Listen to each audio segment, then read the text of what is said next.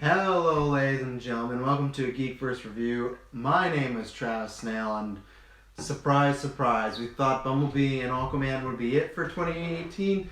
No, really surprise, surprise. So obviously, go check out those reviews. I'm Travis Snail, GeekVerse podcast. I know I kind of did an intro, but it's kind of, that was one negative comment we got one last year was, you don't make people feel included. You have inside jokes. I'm never gonna listen to this podcast again. Lots of capitals going on, I've just never found myself feeling the need to get mad over anything over the internet using capitals unless it's for sarcasm, but rock on. So yeah, check out Aquaman, check out Bumblebee reviews. We got non-spoilers, we got spoiler versions up.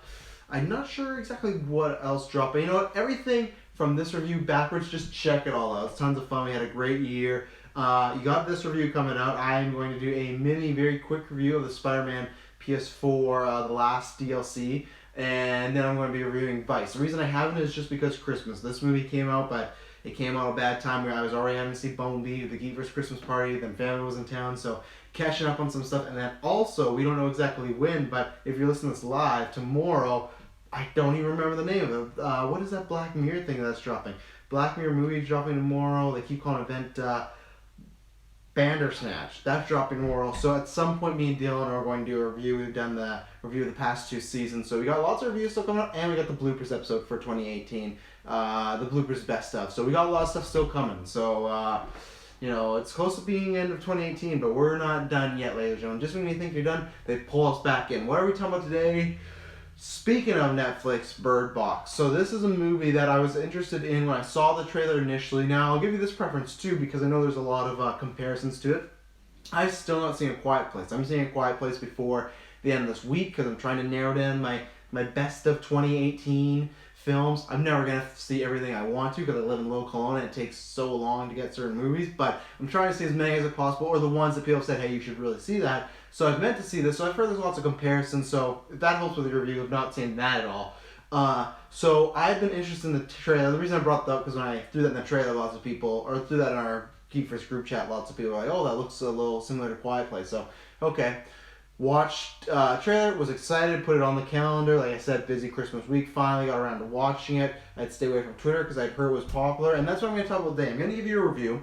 I will give you spoilers review. That's going to be at the back end. In the middle of it, I'm going to give you a nice sandwich. I'll probably linked it with my reviews because this review, we usually do reviews, honestly, like, a day to maybe 3 days later. This is almost a week later when this review is coming out. So it's one of our later ones.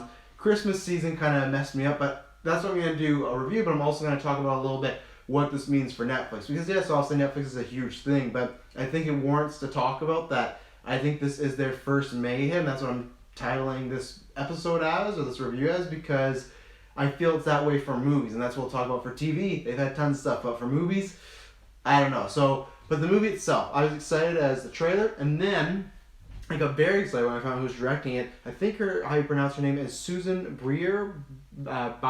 Beer? I'm awful at names. I'm awful just English in general. But the reason is, I'm going to just call her Susan Beer for now. I'm just going to call you Susan. We're on a first name basis, right?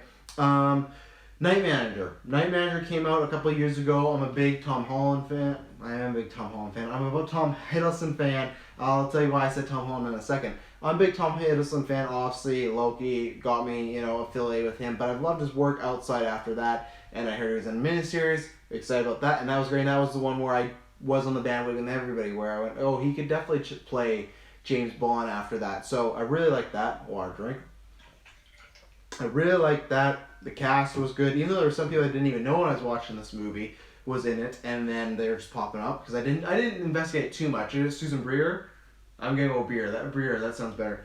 And then Writer of Arrival, who, that's good. Even though I looked at the IMDb, there's some stuff on there that's always not the greatest. But this movie, I was interested in. Like I said, kind of bad timing. Comes out, very popular, which we'll talk about in a bit. I liked this movie a lot. It was very good. It's tough to say as far as, no spoilers right now. I think it does some things better than other. I think as far as intensity and the kind of scary aspect of monsters, if you've seen the trailer. Most time non-spoilers, I'm going to hope that you've seen the trailer. There are monsters, and the idea of this is it's kind of a post-apocalyptic world. Not in the sense of like a Mad Max, just in the sense of everything's gone to crap, people are dying, there's no government, this and that. and the concept is there's monsters out there, but they presumably can't touch you or kill you or get you or make you hurt yourself unless you see them. So this movie is filled with people trying to hide their eyes, whether that be blindfold, whether that be blankets, etc., etc. And that's the stuff it did really well. The intensity, especially the last half an hour, really, and like I said, no spoilers, but the last half an hour is primarily all action and intensity, and it delivers. Obviously, Sandra Bullock's a great actress, but same thing, there's a good scene at the end, which I'll talk about in spoilers, that just reminded me that I always look at her, and I kind of forget sometimes, really enjoyed Ocean's 8. She has an Academy Award, and there's a reason for it. And there's one or two scenes at the end that she just delivers. I was almost crying, but she just kills it. She's a fantastic actress. Like, that doesn't need to be said, but I think it's one of these where I think the character she has goes on a good journey. I won't spoil it, but the character is different, and it is in depth. She's a much different person from the beginning to the end, from her adventure to the people she meets to what she goes through. And I think that's good. I think some of the dialogue is a little fine. Like, I think most of the time it's good. I think there's some character actions that are better than others, but there's a lot of cheesy dialogue. And I guess my cons for this movie is I'll shelf that. There's some cons coming. Sandra Bullock, pro. She carries this movie, and that's what I was saying. I think the character is really well done and would work with other actresses, but I think having someone that's good as Sandra Bullock or great, that levels it up. For the scenes that maybe are a little wooden or are a little cheesy dialogue, she raises it up. Trevante Rhodes, he's fantastic. I want him so bad to be Green Lantern. He was great in Moonlighting. That's a different show. Moonlight. John Malkovich is in that. I'll save that for my cons. But cast really solid, but I think there's some cons, which I will talk about in a second. I think how they handle the world is really cool. I think how they tell the story is a bit different. I don't want to spoil it, but I like the aspect of how they went upon it. It's not a big spoiler if you're planning on watching this movie. It's not told in an A to B circumstance. It's not, okay, the character starts, at the street, and it's about how they get to the end of the street. There's some flashback, there's some flash forwards. Well, not really flash forwards, but there's some playing with it. It's nothing like Tarantino where it's all over the map, but I like something with a good contract. I'll talk about that. Check out my Vice review. Very similar.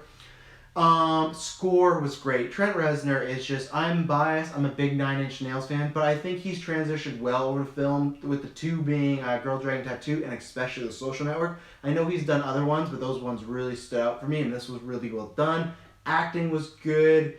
I don't want to say that. I don't want to spoil that. It's a pro I can get into after.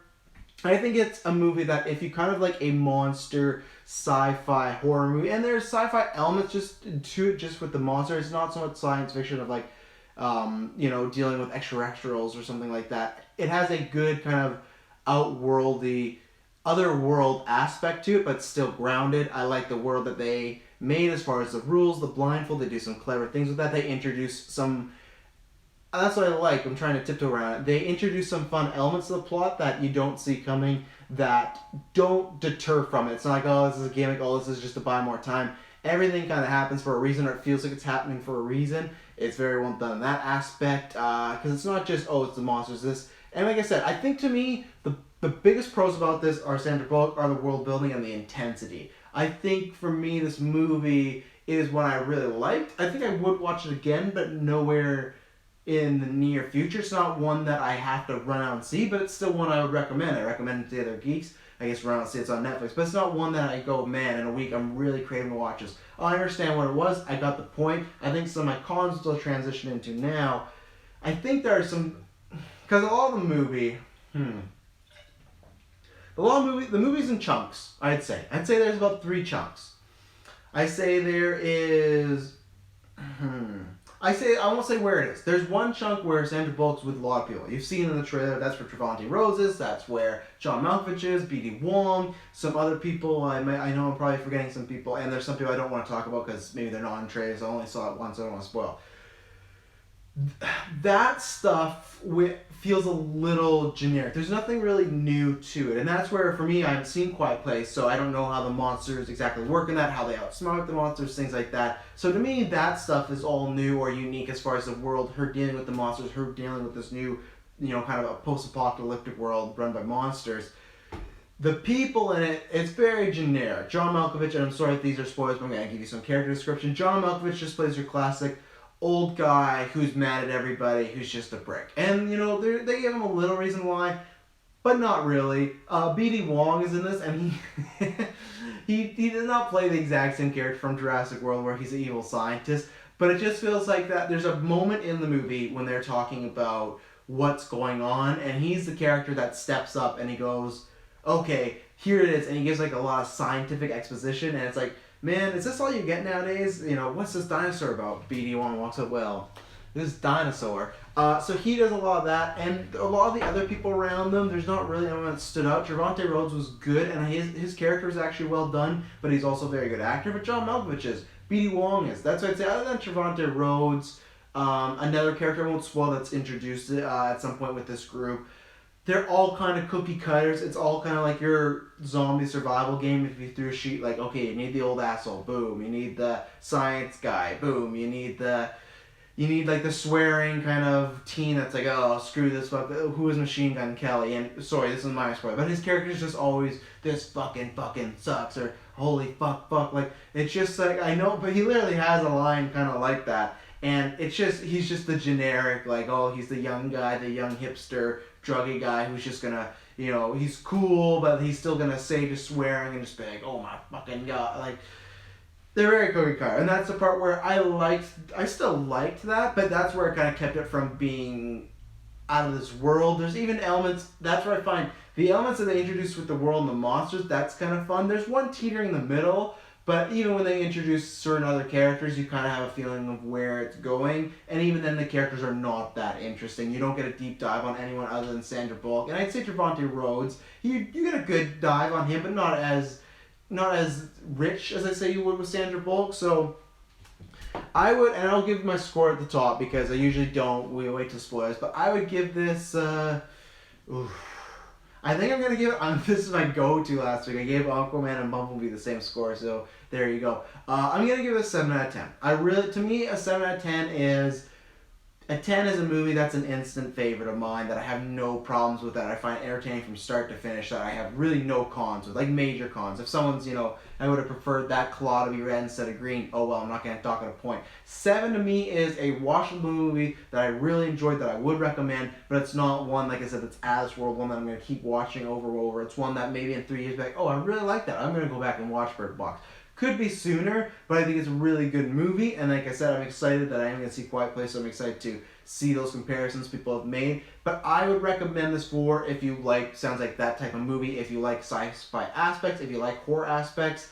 And I think there is good character in Sandra Bullock's character. Trevante Rhodes, you get it, but it's not as deep as, like I said, Sandra Bullock. So there is a good journey there, and that's really well done, and there's some great acting going on. So I'm trying to think, if you don't like those things as far as like sci-fi and horror or a slow burn, I'd say this is a slow burn, not so much as a Hereditary. If you haven't seen Hereditary is just something that just feels like the whole movie is building, and very lack of things going on. Lots of things happen in this movie, but there are times where it's taking it slow, it's taking its time, and I enjoy that. I like longer movies if they're done well. So a 7 out of 10, I'd recommend it. Now, before I get into spoilers, you can stick around because I want to talk about. I've been trying to find like a list, and this is a thing with. So you got Beasts of No Nations. You got a lot of movies. I'm trying to just quickly run by Wheelman, Cloverfox Paradox. So this is what I'll do. I'm trying to look. Let's see, Apostle. Yeah, we reviewed Apostle. Check that out. I've quickly just honestly skimmed over the Sandy Wax or all those Adam Sandler movies. I've quickly skimmed over the Netflix things. And I haven't seen any, so in the comments, let me know below. But I think we've talked about this on the news a few times, that the biggest thing is and I'll still be talking about the movie a bit with this, but the biggest thing with Netflix is their TV series kill it. They are very popular. When Netflix was coming out, those were popular. House of Cards, Orange is the New Black, Riverdale, Stranger Things obviously probably being their biggest thing. That's kind of their Game of Thrones. And then so on and so forth, right? It's kind of rare when a TV show doesn't catch on. With their movies, I've been trying to think of recently, that's where you had something like Cloverfield Paradox. Was hoping to be big, but it was a dud. Mowgli, hoping to be big, was a dud. The Christmas Chronicles, I guess someone could throw down there, and I'd say, okay, I can see where you're coming from, but I still kind of docked that because it's the Christmas movie. It's Kurt Russell. I don't think that was in the zeitgeist like this movie is, and that's what I want to talk about quickly is I think they have their first big hit on their hands. Christmas Chronicles was a good, fun Christmas movie, but it's because it's Christmas and Netflix are paid for it, people are in the mood, they want to watch it. I've been trying to think of a movie that got to the heights that this has, because it's being memed, and that's why I honestly watched it as soon as I got back from my my in-laws, because I just didn't want to be spoiled, so I stayed on the GeekVerse Twitter account. That's where I can just get news, where my personal one, I'm just seeing memes, and now they all make sense of like the spoilers without contents. But that's the thing, most of the time with these shows, most of the time on Netflix, the shows are the ones being talked about. That's the spoilers without contents. That's the meme, where you're like, I don't understand this till I see that TV show, or I never will because I'm not going to watch it. Movies, I can't think of anything, and once again, I'll do another one, but even the Adam Sandler movies, those were, they got popular, they were very well watched. No one really talked about it other than, oh, those are bad. Bright had a big potential, and yeah, that was a big, not a good one. I don't think we reviewed it. I think we talked about it, and then it was the same thing as around Christmas. Those ones are hard.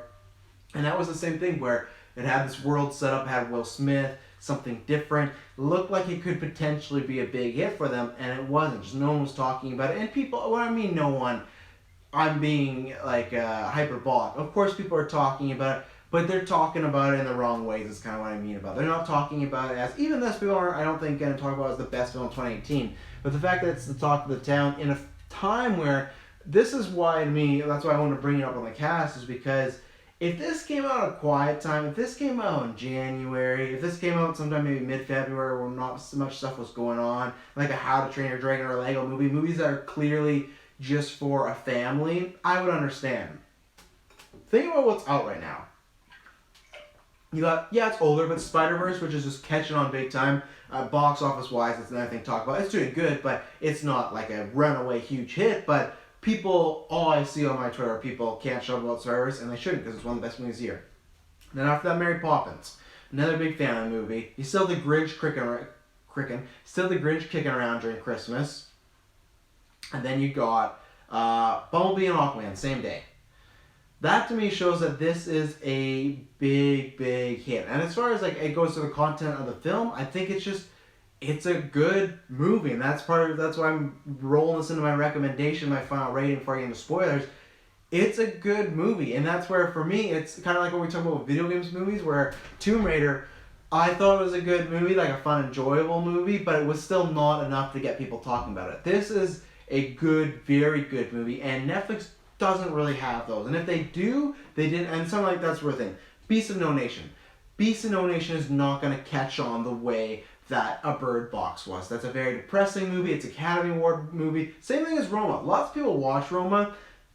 No one cares that much as far as the section of people that are my mother, are people that don't care about the Oscar films till the week of. They'll go, oh, I'll go see a couple, or till they win a bunch, and oh, I'll go see them after the Oscars. I saw people talk about Roma, but not in the sense of this. I've not seen this with Netflix. I've seen this, like, obviously with Infinity War. I've seen this with a Bumblebee or an Aquaman, like bigger mainstream movies. But for Netflix to do this, I think they've made a very good mainstream movie. And that to me is the best recommendation as far as checking out. One, you want to be in the conversation. That's a good thing with Netflix. But even like when Apostle came out, me and Dylan were not a fan of that. But even then, I think that reviewed well. Still, no one talked about it. But then a month later, or a few weeks later, you got the House on Haunted Hill. Everybody's talking about that. Everyone's talking about how scary it is, how they can't sleep. There's spoiler contents everywhere. Like I said, let me know below in the comments if you have a movie that you think was that, because I'm just not. I guess the one, and see, this is where I caught myself, because I felt there was one, but I think this is bigger because that one had a more contained audience. Was that what was it, the Boys Who I Loved, or All the Boys I Loved? That had a big one for a little while, and that's where this has only been out for a week. But that to me also felt like it was more contained. I didn't see that as much as my timeline, where this is a broader movie. This is a movie where my mom, who thinks A Quiet Place is The Quiet Place, she would watch that. She keeps telling me to watch Quiet Place, and I say I will get to. But this is a movie that I could recommend, and I feel like more people would like, where most people in the cast for us, I don't think All the Boys Who I Loved, I think they could watch and have a good time. They say, oh, it's a cute little movie. I've seen half of it, but it's not one I need to see. It doesn't really talk to what I want, and that's the same way as, I don't know, I'm trying to think of the Adam Sandler movies. That doesn't talk to a lot of people, like what a lot of other people want. So I think this is a good mix of that, and also they want to do that. They want to make the 4-quadrant movie, but it's harder said than done. They've tried that a few times, so it's interesting. Hopefully they can keep that up because I like, this could have been a big screen movie, but at the same time, there's a lot of times I'm just in a house talking to each other. So you didn't really need it. So the occasional time, I like watching a very good movie at home. I don't like watching a bad movie at home where it's like, oh, gotta review this, talk about this. Sometimes I like talking about bad movies because it's fun and we get to joke around, but I much prefer when the movie's good. So if you don't want any spoilers, I don't think spoilers are going to be that long. There's a lot to talk about, but there's not. Tune out. If you're here to stay, then I'm giving you a countdown. So either you don't care about spoilers or you've seen the movie. You're going to get a 3, 2, 1 on water break. 3, 2, 1. So spoilers for Bird Box. So yeah, really like the movie. As far as the characters, I'm going to jump back to the cons. As far as them, John Malkovich, the second you saw him, you knew what character he was going to be. He's going to be you get to the grocery store and let's stay here. And instead of the characters, they find this grocery store, which that was a really good scene. I really like that. How are they going to get from their house to, it's a convenience store. One of the characters, Charlie, he works there. How are they going to get from point A to point B? Well, let's cover up the car. The car's GPS. Let's just follow the GPS. The movie is very smart that way. It has a lot of fun little things they do with that. Or even just survival stuff, like the way Sandra Bullock would use fishing rod to make a path, or with the bells. There's little stuff that they really thought about. Because you might look at it and be like, oh, well, duh. They're in a world where they can't see. You gotta think of that stuff. I'm trying to think of, for example, check out our Bumblebee review. I really enjoy that movie. There is a big segment in that movie where they just throw out all the rules and we're like, this is just happening because this is the movie and it has to happen. I feel like this movie never does that. It never gets lazy. And that's what I like about it as far as the world and the monsters.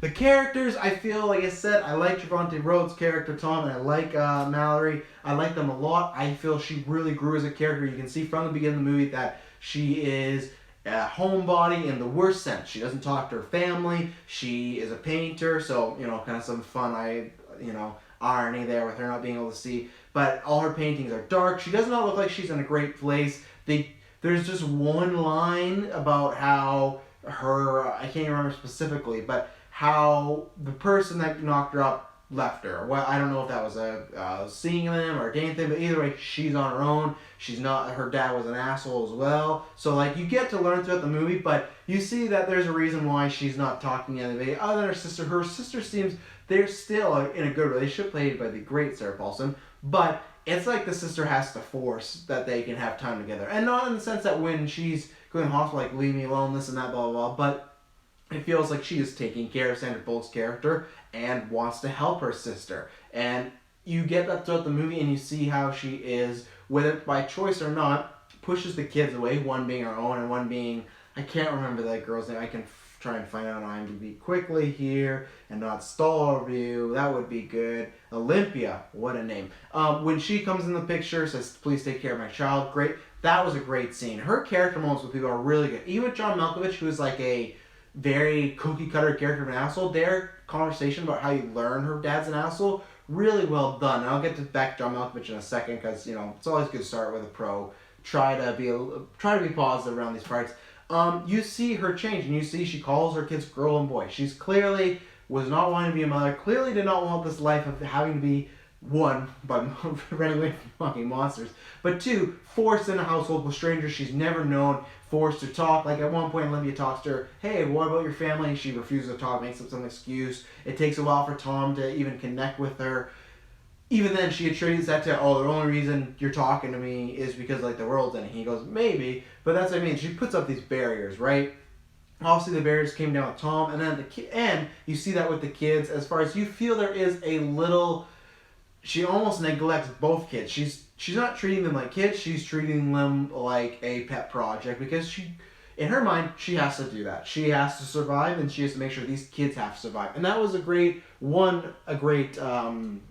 I lost the word. A great setup as far as how they set up the whole movie of how she cannot connect with people, how she's on her own. So it makes sense with these kids. It's not like, she's kind of wishy-washy. She is nice with people, and she has moments where you see she cares for people, whether it's letting the strangers in, for refusing not to go to the grocery store or whatnot, or to stay at the grocery store. But it's set up, but it's not a hard turn. You can see how she views these kids as, maybe she could have loved them, but even before the world went to crap, she was very uneasy about having kids. It didn't the doctor gives her adoption paper, right? So already she is uneasy of, do I want to keep this child or not? Then she's in a position where she's forced to keep it in a world that's awful. You could see that person neglecting those children, neglecting them in a loving way. And that's why I like the payoff as far as how it builds up. And you can feel that she neglects them both, but it almost feels like she neglects the child that's not hers just a tad bit more. Because at one point, when she is going down the river and they got to make that turn, the people on the Rick, was it Rick? Yeah, Rick said, hey, at one point, one of you has to look for the turnoff. And Tom, the little hurtball, at that point named Boy, says, I'll do it. She goes, no, I'll pick who's going to do it. And you just have this great, not too long, not too short, pause, camera just paused on the girl, not literally paused, but shot just on the little girl who now is Olympia. She has this look of she knows that Valerie is going to pick her, because she has this idea that for some reason, whether she knows she's not a biological mother or not, she favors the boy a little bit more. And then later on we get that resolution of she doesn't. She says no one's going to look, which I thought she was going to end up looking to sacrifice herself. And I thought the kids are still in a terrible spot, but I thought maybe she's trained them well enough that she trusts them, even though then at one point she goes, how can I trust you? So like, I don't know if that's going to happen. So there's good mystery up in the air with her. And then in the end you see that Tom was all about a level of it that you can't prepare them, but you still gotta love them. You still gotta be their mom. You still got to give them that care and nourishment as a mother would, as a parent would, where she was just the full 180 of no, we need to prepare them for the world. The world's crap. Nothing right is ever gonna happen. Look at the world we live in. It's awful. They have to be ready for that. And then in the end, she finds that level, kind of like what Tom did, where she can prepare them and whatnot, but once she survives, and the girl, when she's lost girl, Boy says she's scared of you. And you get that set up multiple times where she is scared of her. She treats her worse, whether it's not her own, whether it's just she is tough on her because, maybe it's a girl thing.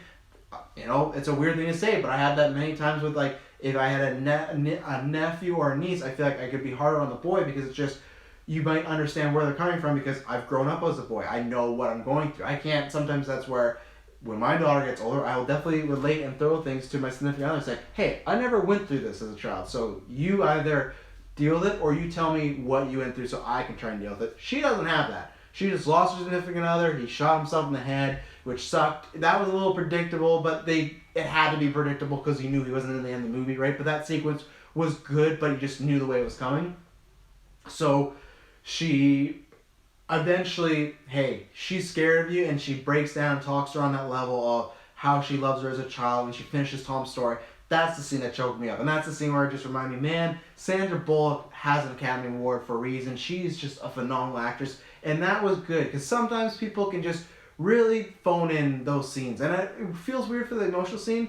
And maybe not phone in, but just like they'll think the dialogue will capture them, or even like they could think that, hey, the dialogue's going to do the work because I have a blindfold on. You can't see my face. So some people might take that as like, it doesn't matter if you can't, or some people might take that as, you can't see my face, so it doesn't matter. I don't got to go full 100 on this. She just brings it. And not only is she great in that acting moment, as I was showing me up, she turns fully as a character as far as finding that level, or even more so to the nourishment side of, at the end of the day, these are my kids, and I can train them as much as I want, but they are just kids, and I gotta love them, and then that pays off, right? Because the girl comes back, they find their way to the blind academy, or the blind school, and the ending's great. She sees the doctor of like, what's your name? Oh, I'm girl. I'm going, no, your name's Olympia, your name's Tom, and I'm your mother. And she just hugs them. It's a fantastic scene and a great ending. That whole half an hour is fantastic. Even the stuff that's a little predictable with Tom, the intensity is there. It's just you kind of know, okay, he's going to kill these people. That guy's running after him. He's going to kill him. He's going to see the monster. I don't know why he didn't just, have that blindfold still a little bit ready, because what if he did kill them all and you just throw that blindfold back on? But c'est la vie. He saved them, so good for them. Great scene of the flashback. Obviously, the movie starts them going in the adventure. Great scene of just her crying in a chair, like realizing that she's lost this man that she loves, and then they're playing the beginning of, hey, this is what you're gonna do, blah blah. All that stuff is good. All the stuff that's world building good, and I liked the idea of they didn't necessarily explain two things, and I think that works in these type of movies. They didn't explain what was the drink break, the origin of this, right? And if there is, let me know in the comments. And they don't fully explain well, not they don't really explain it, but to me they just kind of insinuate that there's certain people that can open their eyes and see the monster and it's beautiful, right? Because Charlie's talking about how the idea this monster could maybe show you your deepest, darkest thoughts or your nightmares and stuff like that. And most of the people that can see the monsters, they're kind of grubby, right? You kind of have Tom Hollander in the middle, which we'll talk about. He has suit and tie, but that doesn't matter. Those people can be, look at certain people in the government, in politics. They wear suits and ties, but they do a lot of shitty stuff. Check out my advice review. So it doesn't matter what you appear as. So to me, that's the way I kind of took it. I don't know if that's everybody in the world because it feels like you'd see some people while they're running like not affected, or you'd see some people that were affected and you'd be like, well, they are a bad guy because they said that one guy went to prison and whatnot. And those criminals that come after Tom and the kids and Marley after Mallory, I think I've said like 3 different times, they kind of look a little grubby and look like they could have been criminals. So that's the way I took it. They don't necessarily explain that, but to me that was the way of why do they have to be scared of this monster, because they already are the monster and they're doing things in their life that lets out the monster, right? So that was good, and I like those because then you get endless YouTube videos and variety articles and Twitter threads of like, what does this mean? What does this mean? So that's fun and that's good for discussion. Like I said, my biggest cons of keeping this as far as anything like amazing, I like that world building, but the chunks in the middle, you do have a lot of time with these characters, and a lot of them are pretty just basic. You have Machine Gun Kelly in there and the cop who they strike up some relationship and then they just leave. Like, I understand that some people might even say, hey, I didn't like those characters, good thing on the left, but then do something creative with them, add another action set piece in there of them having taken on some people or the monsters. I don't know, it was just strange. B.D. Wong was not in there for that much, and he was playing that, like I said, in my opinion, a Jurassic World light, a Jurassic World non-evil version of his Jurassic World character. John Malkovich is what I said in the non-spoilers. It's exactly what you see. You see him, Sandra Bullock, that girl goes to save Sandra Bullock, she dies, and he blames her. And yeah, and that's the thing, it kind of felt like that went away a little bit, and then they had that good scene in the kitchen talking about there's 2 people that live in this world, asshole and survivors. I love John Malkovich. So really, he wasn't add bone in this movie. He brings up everything. But I think he brought up as much as he could because they had that great scene. She talks about her dad being an asshole. And looked like there's a little connection there. And I don't even mean that they needed to be best friends. He needed to make it to the end. But that happens. And then, I don't know, maybe 20 minutes later is when Tom Hollander's character comes in. Tom Hollander, the reason I love John Malkovich, and I didn't get to talk a little much there because I'm trying to be quick here. The reason I'm talking about Tom Hollander is because everyone knows John Malkovich. I know he's a great actor, and I would love to, I'll give him as much praise as possible. Maybe I will another time. He's very underrated as well. Tom Hollander is one of the best character actors in the world. I fell in love with him in the Pirates franchise because he just plays a squirrely, like scammy, little piece of crap pirate. I can't even forget his name. I can't remember his name. No, Norrington was the other guy. But whoever he plays in there, great. I love him in so much stuff. About Time, Night Manager. He is just so good at anytime he is in, even in Bohemian Rhapsody, anytime he's on screen, he carries just a sense of gravitas. He can play a smarmy guy, he can play a funny guy, he can play a caring guy, he can play a complete asshole. See About Time, fantastic. Maybe my favorite romantic comedy of all time. He's great. But he kills off, which that scene's really, really good. I thought that was a little, that was one where I thought in the middle where I was kind of confused about as far as my soul is liking the scene, because it's like, I felt it was predictable when he came in, he's going to be a bad guy. We've already had a few people, I guess not just Olympia, but she was brought in and she was good, and he was just acting a little squirrely, so I'm like, okay, this is going to go bad. He's not just going to be a good guy. It's kind of in the middle of the movie. We have to start losing some of these people, so something bad's going to happen. So I knew that was predictable for me when he was introduced to the plot. But how it went down, I really liked it. And I liked the scene with John Malkovich. I liked the scene. He just did great playing this scary kind of mind warp guys. Mid-pregnancy, this is all going down as kind of like the rising point of action or the rising action. That all went really well. I just think that with John Malkovich's character, he gets killed off. And there could have been more in there. But I don't know. I could have took a little longer because I was enjoying the movie. So I'm trying to think if there's any other spoilers at the beginning. The beginning scene was really set up well. That was all scary. But most of that was seen in the trailer, so it was nothing new to me. Nice little fun thing with the doctor at the end. So, yeah, I think that's it. I think that's my spoilers version. So like I said, let me know with the Netflix movies if you think there's any movies I've missed.